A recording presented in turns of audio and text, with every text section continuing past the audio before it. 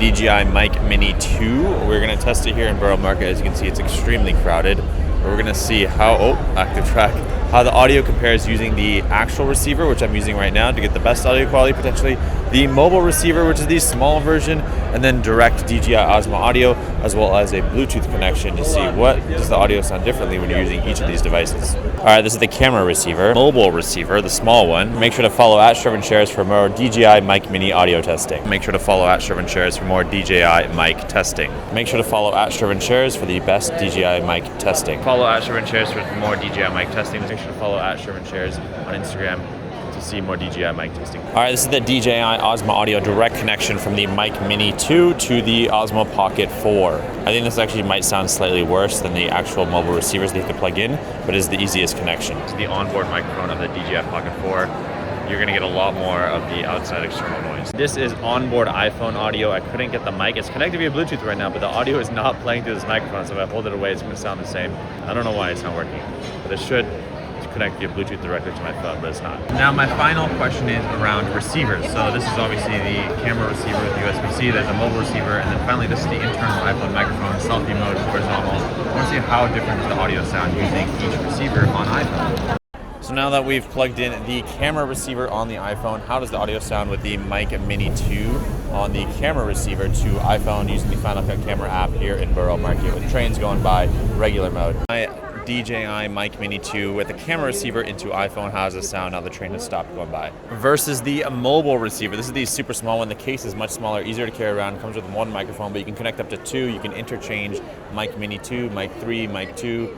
A whole bunch of microphones connect to the mobile receiver versus the camera receiver only supports the newest versions, I think.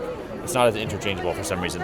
But the mobile receiver, I've noticed the audio quality can cut out more often, the range is not as good, so those are just some of the disadvantages. And finally, the DJI Mic 3. This is the pro level one, my favorite one, with the DJI Mic 3 camera receiver plugged into the iPhone.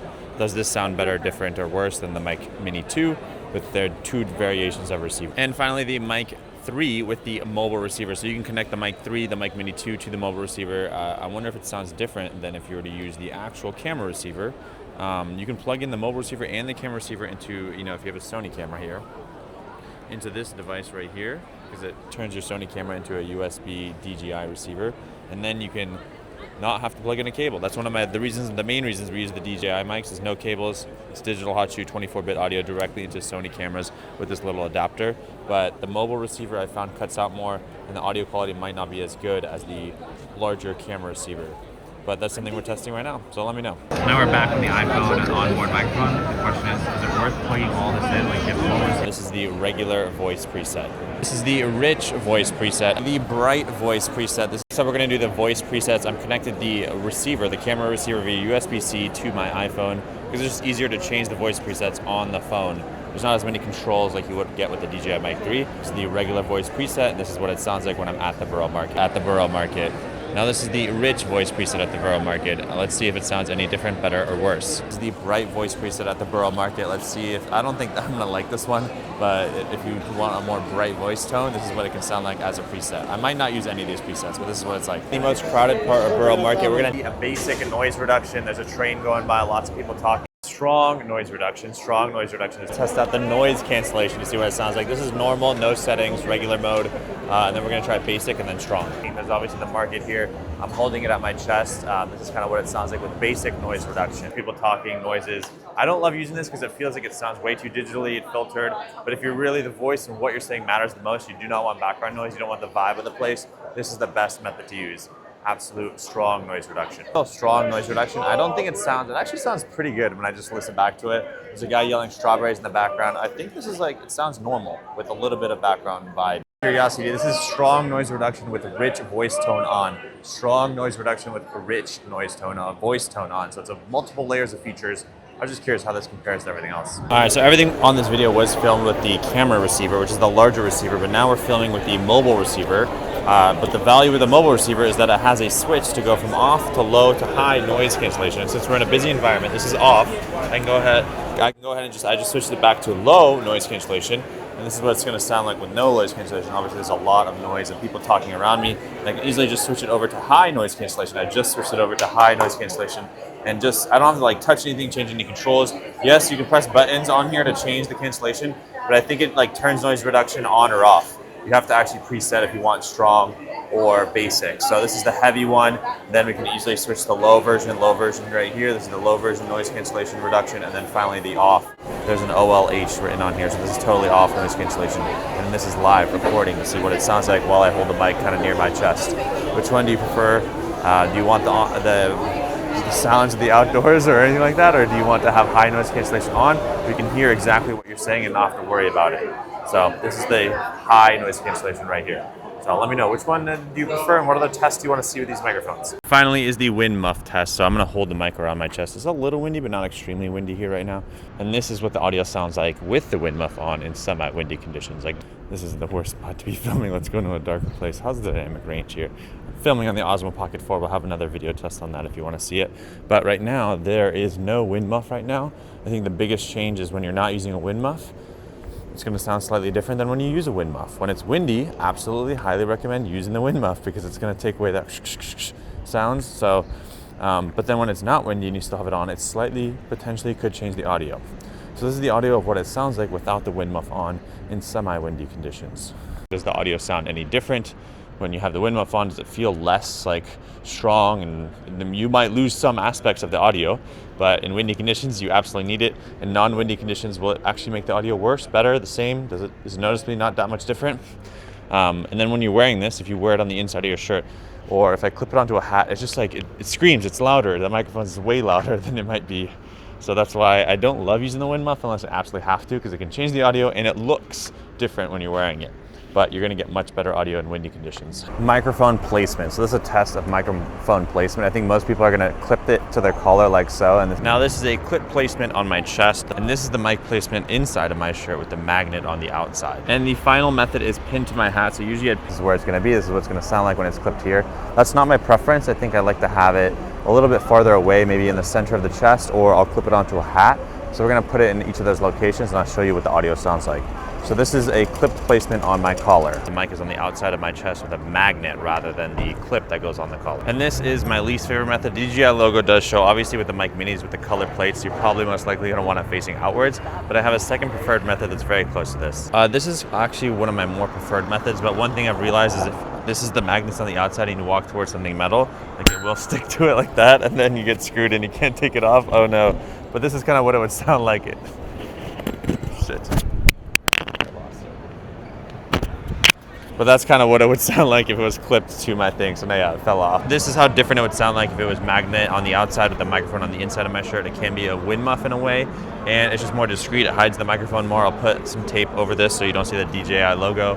The more discreet the microphone can be, the better in my opinion. Pin it right about here, and this is kind of what the audio would sound like if the placement was on my hat, like a backwards hat or a headband. Now, I prefer this method when I'm working out. I'm not wearing a shirt. I can wear a backwards hat or something. Clip it right here. The issue with these new microphones is that the clips are magnetic, so if something crazy happens, the microphone could fall off. So sometimes I'll actually flip it where the clip is on the outside, the mic is on the inside, and the hat can kind of help hold it in place. But I still think the audio sounds amazing when you have it up here. It actually sounds better, I think, when it's clipped onto your hat like so versus clipped onto your collar. It's either magnetized to the chest or clipped to your hat are my two favorite methods. Okay, what about the DJI Mic 3 versus the Mic Mini 2? So this is the Mic Mini 2 right now. We're the DJI Mic 3. This is the Pro version, I guess you could argue. Testing some of the audio.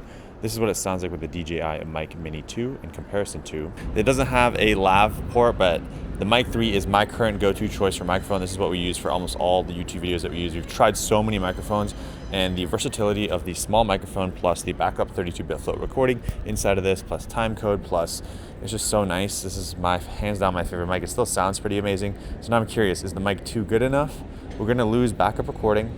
We're gonna lose 32-bit float, but this is the comparison of the DJI Mic 3 versus the DJI Mic Mini 2. And there's also rumors that a Mic Mini 2S is coming out this summer, and it's already been posted on the DJI website or the Instagram, and I was like, what? It shows internal recording, potentially 4 microphone transmitters like this to 1 receiver.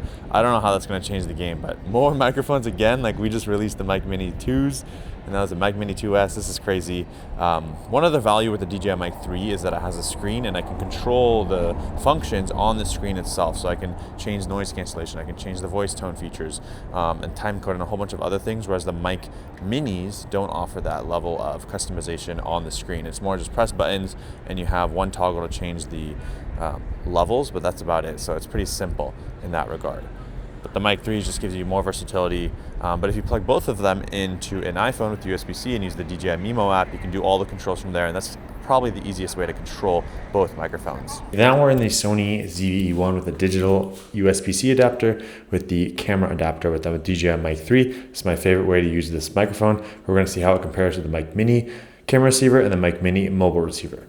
This is the DJI Mic 3 connected to the ZV-E1 with the camera receiver USB-C hot shoe adapter. Now this is the DJI Mic Mini 2 with the camera adapter USB-C into the Sony hot shoe adapter, holding it near my chest kind of. So how does this audio sound in comparison to the DJI Mic 3? Finally, this is the DJI mobile receiver with USB-C into the Sony hot shoe adapter, digital as well, with the DJI Mic Mini 2. How does this sound in comparison? I've noticed the range and the startup times just might not be as good on this, but it is much smaller and easier to travel with. Okay, let's quickly go over the differences between the two different Mic Mini 2 options. These are the two boxes. One of them comes with one microphone, the mobile receiver. The other one comes with two microphones and the camera receiver. You can see how different the box sizes are. You can see here they come with a different set of accessories. The larger one is 48 hours operating time. The smaller one is 24 hours operating time. The larger one will get you all the different color palettes, whereas the smaller one does not. You have to buy that separately. And the carrying pouches are all different sizes. So let me show you those things. The carrying pouch. So if you buy the DJI Mic 3, you get one of these large pouches and it fits the entire case. If you get the Mic Mini 2, the smaller version, you get the small one. If you buy an individual Mic 3, where there's no case, it's just the cable, the microphone, and smaller other accessories, you get this kind of like half pouch, which I do like, but then you do need to have that cable, and then you have to plug it into something to charge the microphone, whereas this holds battery, and it fits inside the half pouch. So it's like, that is super convenient. Size difference in terms of the cases. I think I love this case. It's like an AirPods case, but this one is the first case that holds the mobile receiver inside the case. So I'm very excited. I might see if I can plug in the DJI Mic 3 into this and just use this as the carrying case. The USB-C is actually on the side versus the back, which I actually do prefer that. Can I read the data from the microphone on the Mic 3 with this? I'm not really sure. Maybe we'll have to test that. And then just traveling as a solo filmmaker, like when you don't need two mics, which is a lot of scenarios, is this good enough rather than having it in a little pouch that's kind of organized and unmessy, and organized and not messy, whereas this will charge the microphone when it's in the case, which is super valuable. And I'm like, I would use this case with the Mic 3 rather than carrying the Mic Mini for small trips. So the question is, will the Mic 3 fit inside? It looks like it does. Oh, not with the wind muff. Screen. Okay, DJI. This is the DJI Mic 3 inside of this case. Okay, it's inside. Is it charging? I think it might be charging. Take it out. Yellow. Put it in. Okay, so it looks like the DJI Mic 3 works inside of the DJI Mic Mini 2 case, but it's data possible. I'm using the official DJI USB-C cable, the little box here. I plugged it in, and as you can see, it shows up as a USB device. It popped up asking me 12 megabits per second. So the wireless mic box connects, but it's just charging. I can't see the information from the Mic 3. I would love to see a mini version of this case for the Mic 3. Please, DJI. Remember, links are down below. Click those to help purchase these microphones. Helps support the channel. And just for comparison, the Mic Mini 2 case versus the Mic 3 cases are pretty much identical. They just say different mics on the phone. They say different mic names on the front. But the size of the USB ports and the overall size and how they function is pretty much exactly the same. Now the larger one gets you this color set here where you can actually replace the faceplates of the microphones. This works on any of the Mic Mini 2. You have different colors. It uses these magnets right here to clip on. I think it's interesting if you really want to show the mic. I don't care to show a mic. Let's try like a red t-shirt. Right now I have the Mic 3 in my shirt, but if I put the Mic Mini with like the red color, does that look cool? Go ahead and take the mic. There's a little clip on the bottom here. We take that off. This is with no magnetic plate. We're gonna slide this new pink one on, boom. And now this is what it's gonna look like with the pink one. You can clip it onto here. And this is what it will look like on my shirt. I guess it's more subtle. I don't love that the DJI logo is right there, but this is what it would look like with that pink on a red t-shirt. I guess it does kind of work. If I match it to the color of my t-shirt, it could be more subtle. I wish you could just color in the DJI. But I could also see how this would be more fun. You know, you want to have a fun part of your outfit, the microphone becomes more fun. And lastly, the multicolor windscreen. So these are all the colors. They come individually packaged.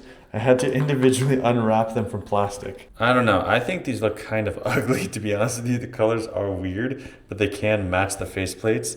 Like, it's just like a dull pink. It's like what is this? A dull orange, a dull green, white, a beige. I don't see a reason where I put these on, but I'm gonna put these on for you. This is the pink, light pink wind muff. It doesn't match the faceplate. So if you want a pink windscreen and a pink screen plate, this is what it would look like on a red t-shirt. I don't know, do I test all the colors and combinations? Let me know in the comments below. But we'll have links down for these products. If you do click that link to purchase the DJI Mic Mini 2, help support the channel. My name is Shervin. Subscribe, turn notifications, follow me for all the testing. Comment below what other questions you have, and we'll do some more testing with these microphones.